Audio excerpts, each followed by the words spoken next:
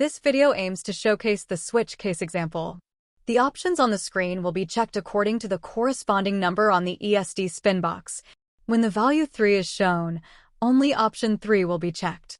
When the value 4 is shown, only option 4 will be checked.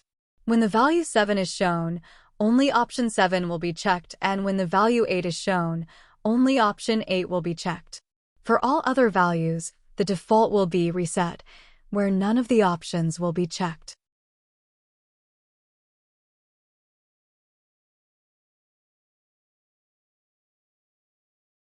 To create a working switch case project, first, under First Page, click on ESD Widgets to open a drop-down menu.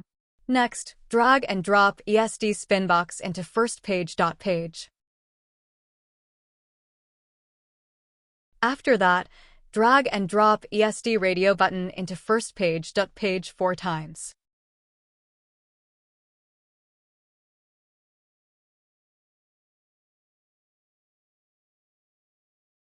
Rearrange the 4 radio buttons neatly in a 2x2 configuration by dragging each of them one at a time.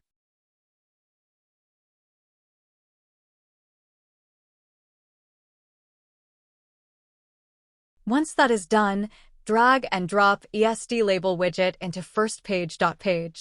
Add instructions for the user to see by changing the text under the Properties menu.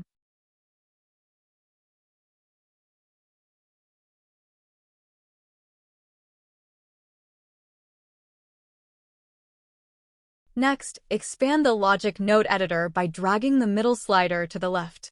Afterwards, rearrange the nodes by moving ESD labels and fix position to the corner, the 4 radio buttons to the right, and ESD Spinbox to the left. This is to help you see and edit more clearly later.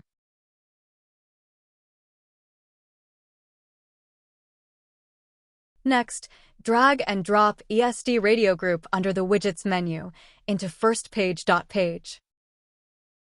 Open the Logic Flow drop-down menu and drag and drop Switch into the Logic Node Editor. Set the number of cases for Switch to 4, corresponding to the 4 options in First Page. Next, change the output for each of the cases. For case 0, set the output to 3. For case 1, set the output to 4. For case 2, set the output to 7. For case 3, set the output to 8.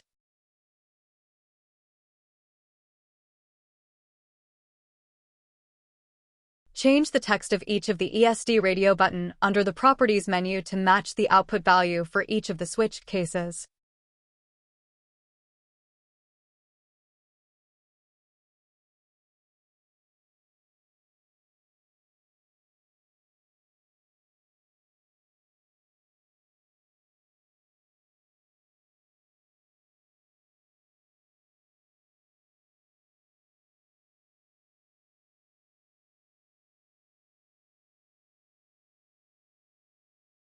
Next, connect the pointer of ESD radio group to the input radio group of each of the ESD radio buttons.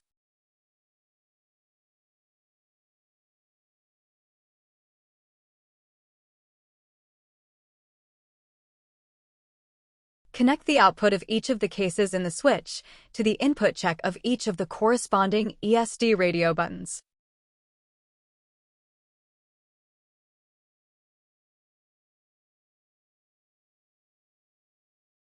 Connect the default output in Switch to the reset of ESD radio group. Next, connect Increased and Decreased in ESD Spinbox to the Do in Switch so that the switch function is called every time the value in the ESD Spinbox changes. Lastly, connect the output value of Spinbox to the input value of Switch.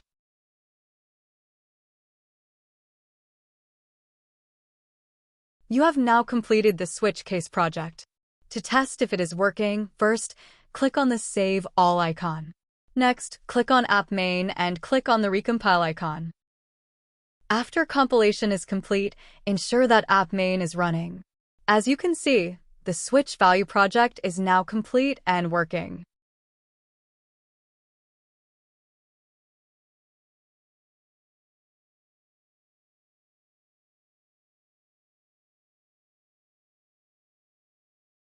Thank you for watching. See you in the next video.